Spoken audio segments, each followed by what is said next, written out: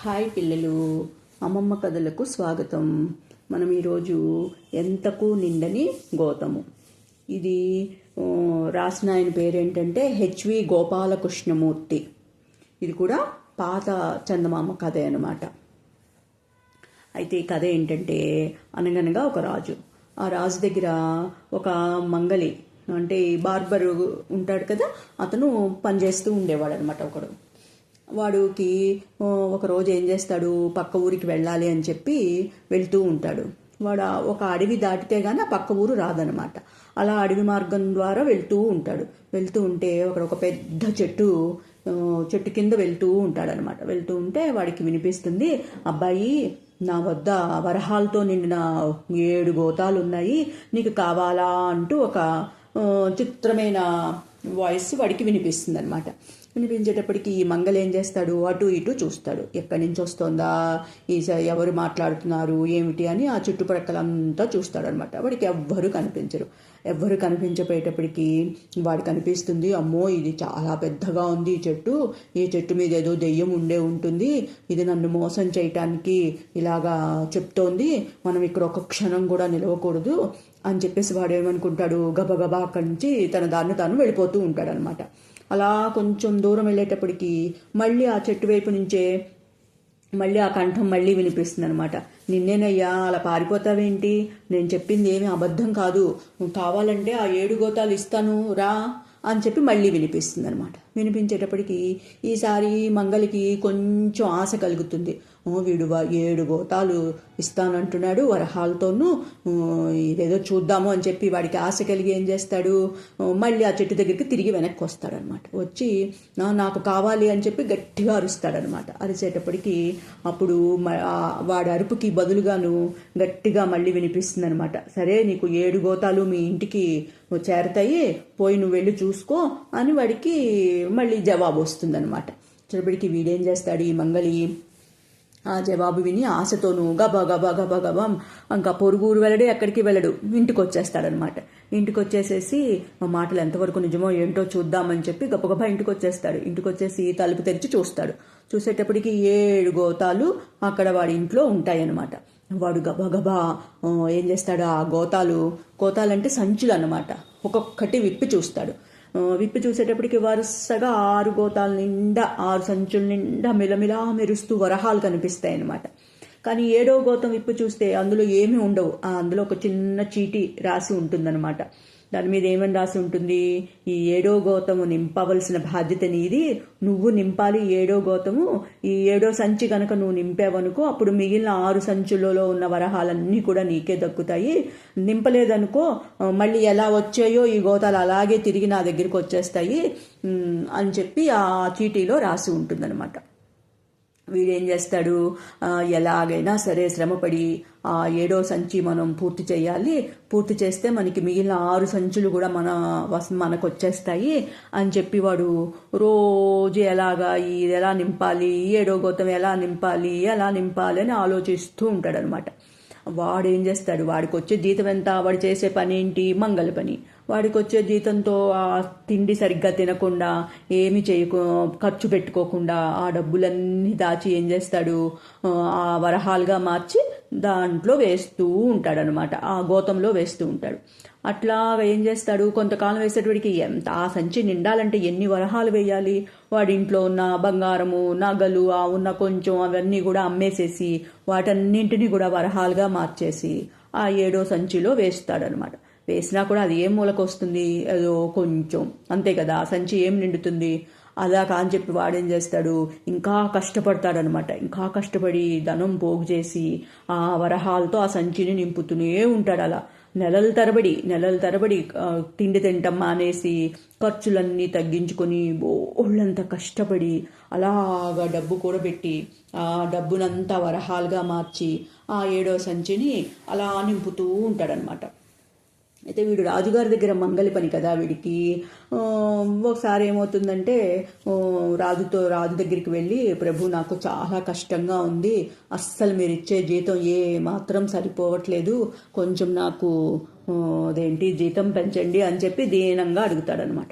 అడిగేటప్పటికి రాజు జాలిపడి, అలాగే రా, ఈ రోజు నుంచి నీకు, ఈ నెల నుంచి నీకు జీతం రెట్టింపు చేస్తున్నాను, ఇంతకు ముందు వచ్చే జీతాన్ని రెట్టింపు జీతం చేస్తున్నాను అని చెప్పి అంటాడనమాట. అనేటప్పటికీ వాడు ఎంతో సంతోషంగాను, జీతం రెట్టింపు అయింది కదా, ఆ రెట్టింపైన జీతం అంతా కూడా ఆ గోతంలో వేస్తూ ఉంటాడనమాట, ఆ సంచిలో. అలా ఇంకా కొన్ని నెలలు గడుస్తాయి, అయినా కూడా ఆ సంచి నిండదు.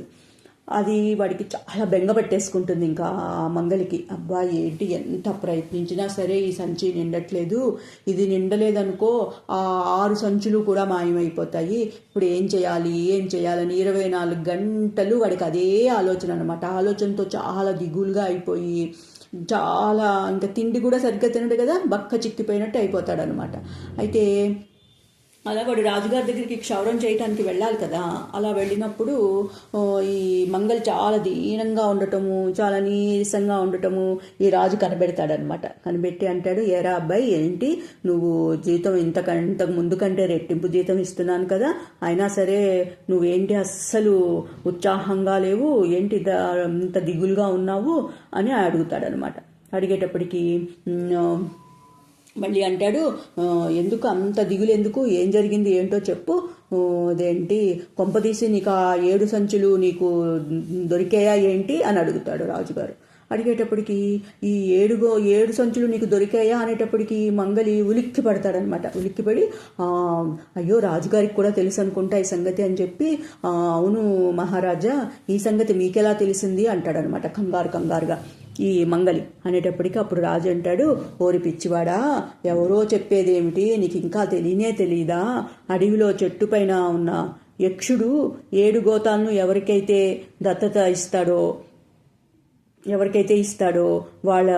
వాళ్ళు ఎవరైతే తీసుకుంటారో ఆ 7 సంచులు ఆ యక్షుడి దగ్గర నుంచి, వాళ్ళల్లో ఈ లక్షణాలు కనిపిస్తాయి, దిగులుగా ఉంటారు, ఎప్పుడు చూసినా బక్క చిక్కిపోతారు అని చెప్పి నాకు తెలుసు, ఆ 7 గోతాలు తీసుకో అని చెప్పి నన్ను కూడా అన్నాడు. కానీ నేను అదేంటి నీలాగా నేనేమి ఆశపడలేదు, నేను 7వ సంచి నింపటానికి, అందులో ఏదో మోసం ఉందని నాకు అర్థమైంది, అందుకే నేను ఆ 6 గోతాలని తీసుకోకుండా నేను వచ్చేసేసాను. ఆ 7వ గోతం నింపాలని ప్రయత్నం చేయడం చాలా శుద్ధ తెలివి తక్కువ పని, అది ఎప్పటికీ నిండదు అసలుది.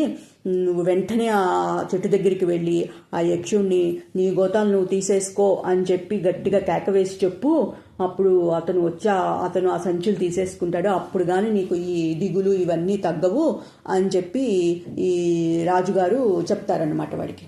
చెప్పేటప్పటికి వాడు ఏం చేస్తాడు, మంగలి వాడికి బుద్ధి వచ్చి గబా చెట్టు దగ్గరికి వెళ్తాడనమాట. చెట్టు దగ్గరికి వెళ్ళి, ఓ యక్షుడా, నీ గోతాలు నువ్వు తీసేసుకోనైనా నాకు అక్కర్లేదు అని చెప్పి గట్టిగా అరిచి చెప్తాడనమాట. అరిచి చెప్పేటప్పటికి ఆ యక్షుడు మళ్ళీ తిరిగి ఏం చెప్తాడు, సరే అలాగే తీసుకుంటాలే, నువ్వు మీ ఇంటికి వెళ్ళిపో అని జవాబు చెప్తాడనమాట. వెంటనే ఈ మంగళ ఏం చేస్తాడు, అమ్మయ్య అని చెప్పి ఇంటికి వచ్చి చూసుకుంటే 7 గోతాలు ఎలా అయితే వచ్చాయో అలాగే మాయమైపోతాయి అన్నమాట వాడి ఇంట్లోంచి. కానీ ఈ మంగళ దురదృష్టం ఏంటంటే, వాడు 7వ గోతం నింపటానికి ప్రయత్నం చేశాడు కదా, రాజుగారిలాగా కాదు. రాజుగారు ఏం చేశారు, అందులో ఏదో మోసం ఉంది ఇది అని చెప్పి రాజుగారు అసలు తీసుకోలేదు. కానీ ఈ వీడేం చేశాడు, తెచ్చుకున్నాడు కదా, కావాలి అన్నాడు, వచ్చాయి 7వ గోతం నింపాలి అని తాపత్రయపడ్డాడు. వాడు తిండి తిప్పలు లేకుండా ఎక్కువగా కష్టపడి అంతా అందులో వేశాడు కదా పాపం. వాడి ఇంట్లో ఉన్న డబ్బు నగలు అన్నీ కూడా అందులోనే వేశాడు కదా, అవి కూడా మాయమైపోతాయి. 7వ సంచి కూడా వెళ్ళిపోతుంది కదా 6 సంచులతో పాటు. ఆ 7వ సంచిలో ఉన్న ధనం కూడా, వాడు కూడబెట్టిన ధనం అంతా కూడా మాయమైపోతుంది అనమాట. పాపం వీడికి ఆశపడ్డాడు, ఆశ దురాశ దుఃఖమునకు చేటు.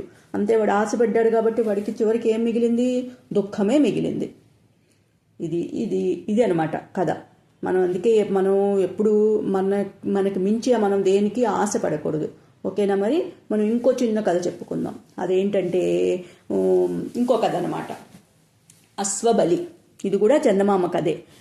ఇది రాసింది ఎవరు అంటే కేవి జానకి అని ఆవిడ రాశారట ఈ కథ. ఇది కూడా చాలా పాత చందమామ కథే అనమాట. ఇదేంటంటే, గుర్రాలు ఎక్కువగా అరేబియా దేశంలో ఉంటాయి కదా, అరేబియా దేశంలో గుర్రాలులో ఈ గిజ్రు అనే గ్రామాధికారి ఒకడు ఉన్నాడు అనమాట ఈ అరేబియా దేశంలో. అయితే ఆ గిజ్రు చాలా ఖచ్చితంగా ఉండేవాడు అనమాట వాడి పరిపాలనలో.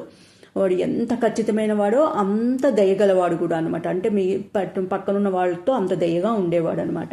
అయితే వీడు చాలా దాన ధర్మాలు అవి కూడా చేసేవాడు. వాడు బాగా దాన ధర్మాలు చేస్తాడు, చాలా దయగలవాడు అని చెప్పి ఆ చుట్టుపక్కల ఉన్న దేశాల వాళ్ళకు కూడా తెలుస్తుందన్నమాట.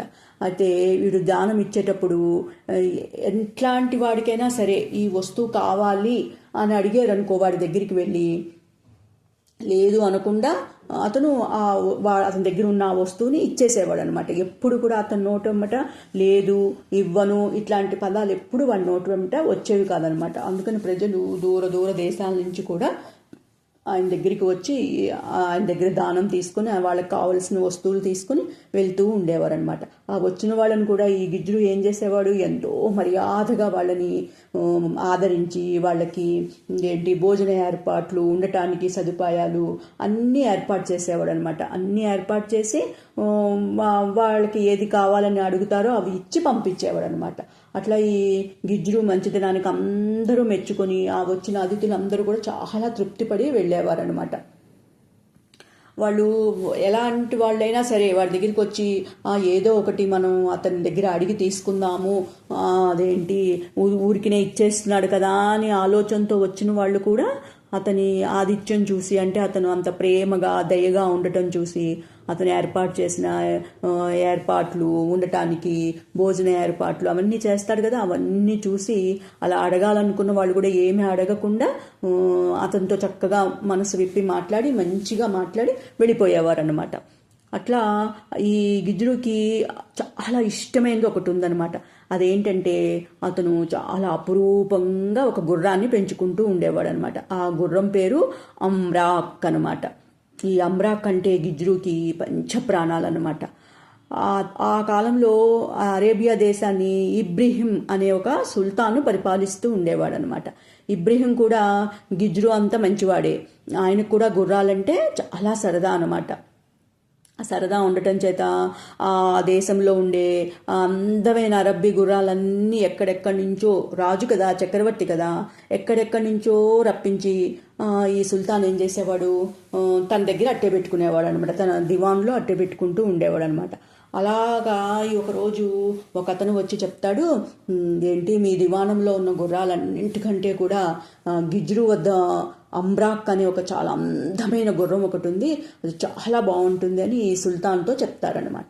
చెప్పేటప్పటికి సుల్తాన్ కదా మరి వాడేం చేస్తాడు, ఆ గిజ్రుకి బోల్డ్ అంత ధనం ఇచ్చేసేసి అమ్రాక్ని తీసుకురండి అని చెప్పి భటుల్ని పంపిస్తాడు. పంపించేటప్పటికి ఈ బోల్డ్ అన్ని ఆ ఒంటెల మీద వరహాలు మూటలు సంచులు వేసి భటుల్ని ఆ గిజ్రు దగ్గరికి పంపిస్తాడనమాట. అయితే గిజ్రు అంటాడు, ఎంత ధనం ఇచ్చినా సరే మీరు నా అమ్రాక్ని, నా గుర్రాన్ని మట్టుకి నేను ఇవ్వను ఎవరికీను, ఏంటి ఎన్నిసార్లు అని చెప్తాడనమాట ఈ గిజ్రు. చెప్పితే ఎన్నిసార్లు పంపిస్తాడు ఈ సుల్తాను. ఇంకా ధనం పెంచి ఇంకా మొదటిసారి ఇచ్చిన ధనం కంటే ఇంకా దానికి రెట్టింపు ధనం ఇచ్చి మళ్ళీ మూడోసారి ఇంకా రెట్టింపు, నాలుగోసారి ఇలా 7 సార్లు 8 సార్లు ఆ గిజ్రు వద్దకి పంపిస్తూనే ఉంటాడనమాట. ఎవ్వరు ఏది అడిగినా ఎంత వరహాల మూటలు ఇస్తానన్నా కూడా గిజ్రు దయ ఉంచి నన్ను మన్నించండి, అమ్రాక్ను తప్పించి ఇంకేదైనా అడగండి మీరు ఇస్తాను అని చెప్పి వాళ్ళకి వినయంగా చెప్పి వాళ్ళని తిరిగి పంపించేస్తూ ఉండేవాడు అనమాట. అయితే సుల్తాను ఇదంతా తెలుసుకొని చాలా ఆశ్చర్యపోతాడు. ఏంటి ఇది అమ్రాక్ అంటే ఇంత ఇష్టమా గిజ్రుకి, అదేంటో చూద్దాం మనమేను, ఎంత ఇష్టమోను ఈ గిజ్రుకి అమ్రాక్ అంటేనని చెప్పి మారువేషంలో సుల్తానే బయలుదేరి ఆ గిజ్రు దగ్గరికి వెళ్తాడనమాట. వెళ్ళిన తర్వాత వాడు ఆ అమ్రాక్ను చూస్తాడు. వెళ్ళి చూస్తే అసలు వాడికి ఎంత ఇష్టం ఏర్పడుతుందంటే ఆ సుల్తాన్కి ఆ అమ్రాక్ మీద అది చాలా అందంగా ఉంటుందన్నమాట. చాలా ఇష్టం ఏర్పడుతుంది. ఇష్టం ఏర్పడి కోటకి వెళ్ళిపోయిన తర్వాత ఎంత గిజ్రు ఎంత మహాదాత, మహా దయగలవాడు, అసలు ఏది అడిగినా ఇస్తాడు అనే పేరు తెచ్చుకున్నాడు. అలాంటి పేరుని నేను తెచ్చుకోవడం చాలా కష్టము, కానీ అటువంటి ఆయన దగ్గర ఉన్న అమ్రాక్ని మనం సంపాదించడం ఎలాగా అని ఆ సుల్తాను చాలా బాధపడుతూ ఉంటాడనమాట. అమ్రాక్ని మర్చిపోలేకపోతాడు. అదంతా చాలా అందంగా ఉంటుంది. ఏదైనా ఇస్తానంటాడు ఆ గిజ్రు, కానీ ఆ అమ్రాక్ని మటుకి ఇవ్వనంటాడనమాట. మీరు ఎంత ధనం ఇచ్చినా సరే నేను అమ్రాక్ని మటుకి ఇవ్వను, మీరు ఇంకేదైనా తీసుకువెళ్ళండి అని చెప్పి అడిగిన వాళ్ళందరికీ, ఆ అమ్రాక్ని అడిగిన వాళ్ళందరికీ అలా వినయంగానే చెప్తూ ఉంటాడనమాట. అయితే ఈ సుల్తాన్కి అమ్రాక్ని తెచ్చుకోలేకపోయానే ఒక బెంగ పట్టేసుకుంటుంది అనమాట. బెంగ పెట్టేసుకొని నెమ్మదిగా అది ఒక వ్యాధిలాగా తయారవుతుంది వాడికి. తయారయ్యేటప్పటికి ఈ సుల్తాన్ కొడుకుని ఆ వైద్యుడు పిలుస్తాడనమాట. పిలిచి నువ్వు కనుక అమ్రాక్ని వెంటనే సంపాదించి తీసుకురాలేదనుకో మీ తండ్రి బెంగ పెట్టుకొని దాని మీదే బెంగ పెట్టుకొని మరణించేటట్టు ఉన్నాడు అని చెప్పి చెప్తాడనమాట. చెప్పేటప్పటికి అప్పుడు అప్పుడు అబ్బాయి వాళ్ళ కొడుకు అంటాడు, మీరేమీ భయపడకండి, గిజ్రు ఎవరు ఏది అడిగినా సరే ఇస్తారు అనే వ్రతం ఉంది కదా అతనికి, ఈ సంగతి మొత్తం ప్రపంచం అంతటికీ తెలుసు కదా, అటువంటప్పుడు మనం గుర్రాన్ని అడిగి తీసుకోవటం అనేది ఏమంత అసాధ్యమైన పని అని చెప్పి అంటాడనమాట. అని నేనే స్వయంగా గిజ్రు వద్దకు వెళ్తాను, వెళ్ళి నాన్నగారి పేరు చెప్పి 1 సంవత్సరం పాటు అమ్రాక్ని మన దివాణంలో ఉంచమని అడుగుతాను.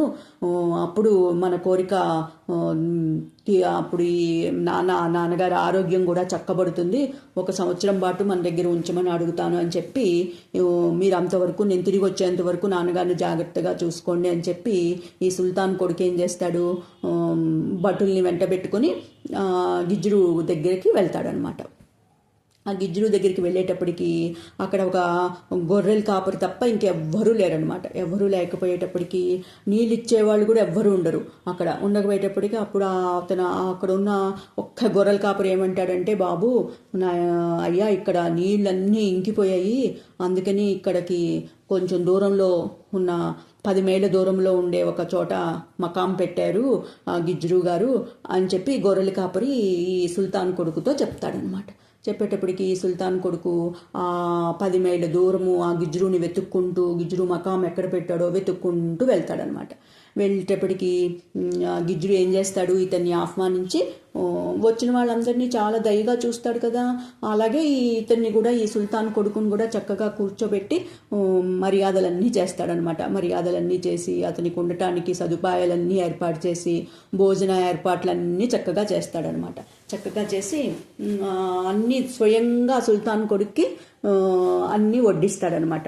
సుల్తాన్ కొడుకు అనుకుంటాడు, అబ్బాయి ఇంతవరకు నేను ఎప్పుడు ఇటువంటి భోజనం, ఇంత మంచి భోజనం, ఇన్ని పదార్థాలతో నేను ఎప్పుడు తినలేదని అతను చక్కగా భోజనం చేస్తాడనమాట.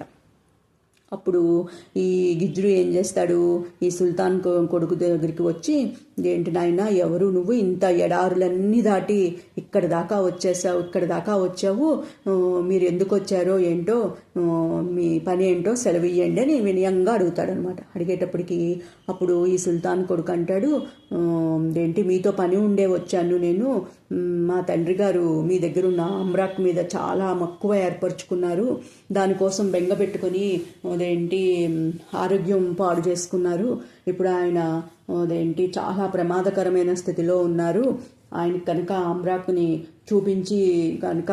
చూపిస్తే కానీ ఆయన బ్రతకరు అని వైద్యులు చెప్తున్నారు, అందుకని మీరు అమ్రాక్ని 1 సంవత్సరం పాటు మా దివాణంలో ఉంచుకునేటట్టు పంపించండి అని చెప్పి అడుగుతాడనమాట. అడిగేటప్పటికి ఈ గిజ్రు ఏం చేస్తాడు, అయ్యో అమ్రాక్ మీదనా అని ఆశ్చర్యంగా అడుగుతాడనమాట. అడిగేటప్పటికి ఈ సుల్తాన్ కొడుకు అంటాడు, అవును అమ్రాక్ కోసమే మా నాయనగారు చాలా బెంగపెట్టుకున్నారు, మీరు ఎట్లాగైనా సరే దయతలిచి నాకు అమ్రాక్ని ఇవ్వండి, 1 సంవత్సరం పాటు మా దివాణంలో అట్టే పెట్టుకొని మళ్ళీ మీకు తిరిగి ఇచ్చేస్తాను అంటాడనమాట. అనేటప్పటికీ గిజ్రు పాపం బొట్ట కళ్ళ నీరు కారుస్తాడనమాట, ఏడుస్తాడనమాట. ఏడ్చేటప్పటికి ఈ సుల్తాన్ కొడుకు అంటాడు, అయ్యో ఎందుకండి అలా ఏడుస్తున్నారు, ఏమైంది ఎందుకు ఏడుస్తున్నారు అని చెప్పి అడుగుతాడనమాట.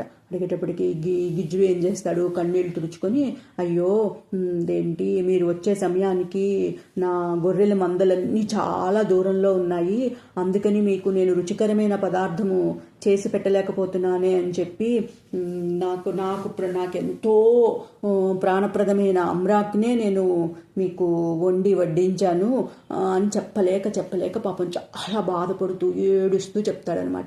ఏడుస్తూ చెప్పేటప్పటికి అప్పుడు గిజ్జుడు అలా ఏడుస్తూ చెప్పేప్పటికి వీడు ఆశ్చర్యపోతాడు. అదేంటి మీకు అమ్రాక్ అంటే అంత ప్రేమ కదా, అంత ఇది కదా, అలా ఎలా చేశారు మీరు అని చెప్పి ఆశ్చర్యపోతాడనమాట ఈ సుల్తాన్ కొడుకు.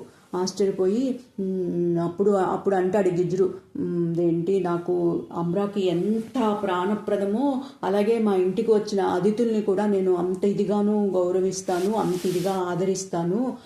సరిగ్గా మీరు వచ్చే టైంకి నా దగ్గర ఒక్క గొర్రె కూడా లేదు, అవన్నీ చాలా దూరంలో ఉన్నాయి, అందుకని ఏం చేయాలో తెలియలేదు నాకు, అందుకని అతిథికి సరి అయిన భోజనం వడ్డించాలి కదా, అందుకని నేను ఈ పని చేయాల్సి వచ్చింది అని చెప్పి ఎంతో బాధపడతాడనమాట. అప్పుడు ఈ సుల్తాన్ కొడుకు అర్థమవుతుంది, ఇతనికి ఎందుకు ఇంత భక్తి, ఇంత ఇంత ఇంత దయగలవాడు, ఇంత త్యాగమూర్తి అని చెప్పి ప్రపంచంలో అందరూ ఎందుకు అనుకుంటున్నారో అప్పుడు అర్థమవుతుందన్నమాట ఈ సుల్తాన్ కొడుక్కి. అంటే వచ్చిన వాళ్ళని ఎంత భక్తితోనూ గౌరవంతోనూ చూస్తాడో, ఎంత త్యాగబుద్ధితో ఉంటాడో అప్పుడు అర్థమవుతుందన్నమాట ఈ సుల్తాన్ కొడుక్కి. అర్థమయ్యి, అయ్యో ఎంత పని చేశారు మీరు,